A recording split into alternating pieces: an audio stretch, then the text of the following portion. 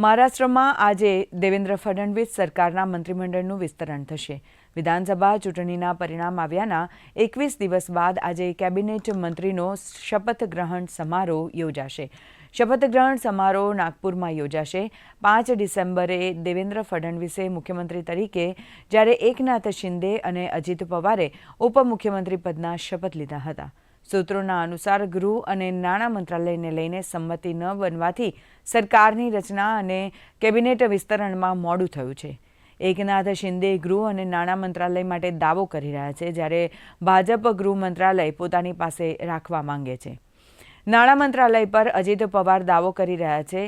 શિંદે સરકારમાં ગૃહ મંત્રાલય તે સમયના ઉપમુખ્યમંત્રી દેવેન્દ્ર ફડણવીસની પાસે હતું, તેથી શિંદે ગૃહ મંત્રાલય માટે દાવો કરી રહ્યા છે। સૂત્રો અનુસાર કેબિનેટ વિસ્તરણમાં 30 થી 32 મંત્રી શપથ લઈ શકે છે।